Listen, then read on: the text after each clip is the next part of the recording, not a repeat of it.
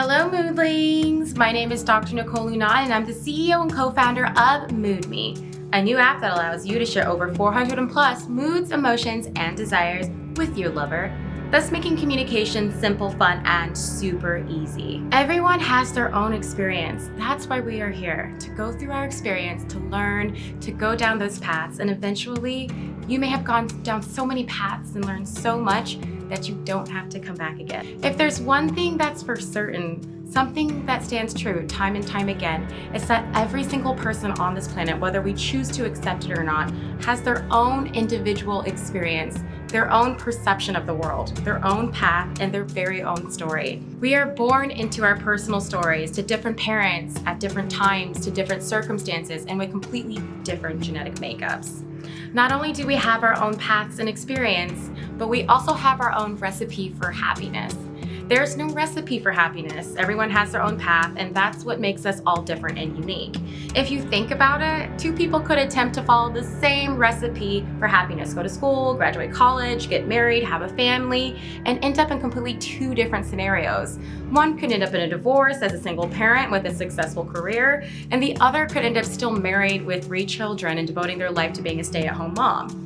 There are curveballs in life, or variables that we can't control or can be foreseen, which will sway our lives in completely different paths no matter what recipe we follow. Understanding that everyone has their own story and experience can be very confusing, especially if we're used to projecting our experience onto others. When we expect other people to be just like us, or when we're wanting a different life for them, our egos will want to keep them safe and protected. So we'll persuade them to follow our recipe for happiness because we know that it worked for us, so why not them? However, our recipe for happiness and success may not work the same for them. If you think about it when you were a teenager, maybe you wanted to do something that your parents did not want you to do.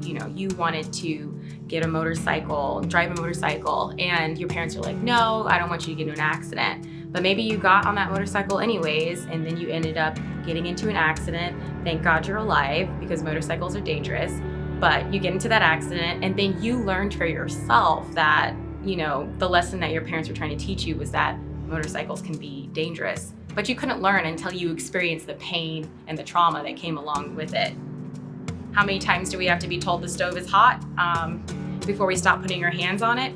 Depending on the person, it can be quite a few times, but each time you touch that stove and it's hot, you learn something, or at least I hope you learned something. Why is it challenging to respect other people's experiences? Well, the ego works against us in the sense that it wants everyone else to be like us. A truth that is hard to accept is that every one of us has a little bit of narcissism in us because the ego likes attention and control. The ego doesn't necessarily want everyone to be different, and it doesn't want to respect everyone else's path because that would indicate that the ego is losing power and control over people. The ego finds strength in validation. When we get validation from other people, agreeing with us, agreeing who we are and the choices that we're making. The ego feels important when it directs other people in your life, when it's bossy, because taking control is the easiest way to be in the spotlight. So this is why people with large egos tend to be very controlling, because the ego is saying, follow me, I'm the leader, validate me, validate my choices. And the more people that follow the egotistical person, the more that egotistical person's ego just triples and grows, and they feel more validated and in control of others. So highly egotistical people don't want you to experience your own path because they want you to experience their path. And it comes from probably deep insecurity and fear of not being validated and not getting enough attention.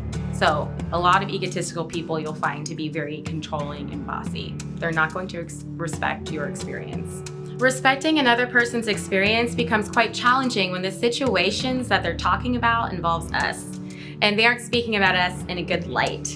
That's a quick way to trigger the ego because it will immediately take their experience personally and probably trying to change the other person's mind about how the situation played out. So anytime somebody's telling you that they had a bad experience with you and you're the main character of that experience, like, hey, you didn't pick me up from my practice, so I think that you're very selfish right now. The ego will then try to defend by saying, hey, your experience is wrong. I'm not selfish, and therefore giving no respect to the other person's feelings, it will try to shift the other person's view and perception of the situation until we look like the better person or till we aren't the one to blame, because the ego is so fragile. And if you really think about it, we've all been there. It hurts to hear bad things about ourselves. It's not fun. But the trick is to, instead of taking it personally, is to just allow the other person to have their feelings and to have their experience. And even though we don't agree with our part in the experience, we can respect that they have experienced that in their own perception, through their own eyes. This is their heart. This is how they're feeling. And it's respectful to not try to sway how they're feeling to fit our needs, to fit our egoic needs. A good example, a mother and a daughter could have a shared experience. The daughter speaks about the hardship of her childhood and how she didn't feel loved. Then the mother's ego gets triggered and immediately begins to negate her child's feelings.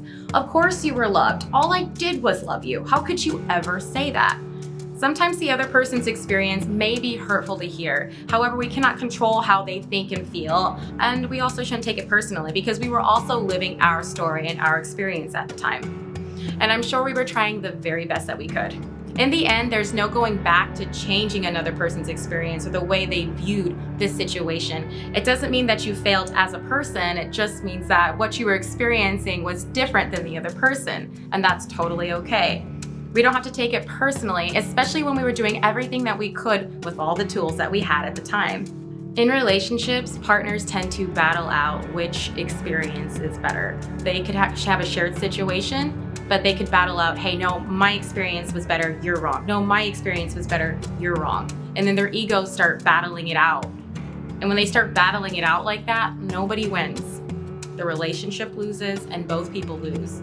Because the best thing that they could actually do is to just respect each other's feelings about the situation, about their specific experiences, and know that although they were shared, they're still quite different. And when I say like battling experiences, I mean like arguing about something that happened and deeming who was right and who was wrong.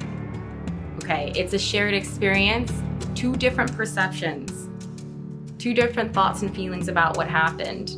Therefore, nobody can be right or wrong because they're completely two different views of the same situation. Now, what we can do in relationships is listen to the other person, listen to what they're saying about their perception. And the main thing we're looking for is how they were feeling so that we can acknowledge their experience. Most people just want to be heard and listened to and acknowledged. They want to know that you understand them so that you can make some behavioral changes. And that won't happen if your ego is battling their experience and you guys are competing to see who's right and wrong. Why respecting another's experience in relationships is so important. In relationships, we spend quite a bit of time together, so much time that we might expect our partners to make the same choices that we do. And we'll think that they'll be the same and feel the same that we feel. However, that might be true, especially if we found partners with similar values, characteristics, thought patterns. That still doesn't mean that they're not a whole unique person on their own. Arguments and conflicts can break out when we assume that our partner will respond to situations in the same way that we do. To avoid this conflict, we may not say how we're feeling or hide how we're feeling because it doesn't match our partner's. That's when we begin to lose our authentic self and our identity to the relationship. Our needs and desires may become muted because we believe that our partner's experience and knowledge are more important than ours. However, they're not. They're just different. Or we believe that if we share our thoughts and feelings about our experience, that our partner will reject it or even worse, abandon us. So how many of you are hiding your thoughts and feelings about a specific situation or experience that you had with another person? And why? Why don't you feel safe enough to speak out about your perception of what happened? Is it because you might be conflict avoidant or maybe you're people pleasing? Either way, you're still hiding your experience, and that is not good. It's not good to suppress how you're actually feeling about something. Or it might be that you feel the person isn't going to be open to hearing your perception about what happened. And if that be the case, then that means that you do not feel safe around this person completely. I believe that's why relationships are so challenging. It's because we're trying to take two individual people with their own life paths, their own experiences, and merge their choices into an aligned experience that will bring happiness for both. The solution lies in respecting each other's opinions, their path, their experience, their thoughts, their feelings, choosing to make room for them, choosing to make room for what they feel and how they look at life, even though it's different. Acting as a team and learning how to share control over the relationship with each other, learning to listen and actually hear your partner when they're talking rather than running them over with how you feel in your life experience. There's enough space in a relationship for two people's stories, two people's experiences, when they both consciously choose for it to be that way, when they consciously choose to compromise. The benefits of allowing others to have their own experience, once we can wrap our minds around the concept that everyone is entitled to their own experience, perception of the world, their own recipe for happiness, we become a lot lighter. It's almost like we are reborn again. We don't feel so responsible to tell people what to do or feel terrible when something's happened to others because it's not our fault. We are not God. We're not in control of other people and the choices that they make. They have their own destiny to fulfill, their own lessons to learn, and their own ways of learning it. Although it might be painful to watch another go down a certain path, we can find solace in the fact that everything is as it should be. We no longer have to take another's experience personally, even if it involves us, because they're entitled to their own feelings and perception of the situation. You might find it easier to apologize for your role in their experience, even if your perception of the situation was different, solely because you respect the other person's feelings, and you're able to step out of your shoes and into someone else's, and like a book, read their view of what happened. Our partners will feel more comfortable being their authentic self and trust that they can talk to us about how they're feeling without feeling judged or controlled, without being robbed of their experience. Lastly, I've summed up some tips on how to respect another person's experience. Tip number 1, if another person is speaking about their life, listen without adding in your own experience until they are completely finished. Do not try to change their mind about what they are speaking about to better suit your perception about what happened so that you can protect your ego. Tip number 2, if another is speaking about their experience and it involves you, do not take it personally. Try not to let your ego go into protective mode and try to deny their experience. Most people just want to be heard. Tip number 3, place yourself in another person's shoes. Imagine how you could have been perceived differently from their standpoint. Once you can imagine this, it'll be easier to apologize when and if you're ready. Tip number 4, remember, there's no recipe for happiness. Therefore, it's good to offer advice when asked when someone is open to hearing you. Tip number 5, when we gossip about people, we are judging them. Therefore, we're not respecting their life path or their experience. Tip number 6, it's okay to be unique and different.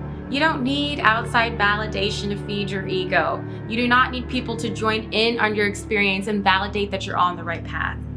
Tip number 7, we cannot play God in other people's lives. Everyone has free will and they're gonna make their own choices. We have to learn to let go and let others fulfill their own destiny. Tip number 8, there's enough room in a relationship for both people's experiences, especially when both people choose to hold space for each other.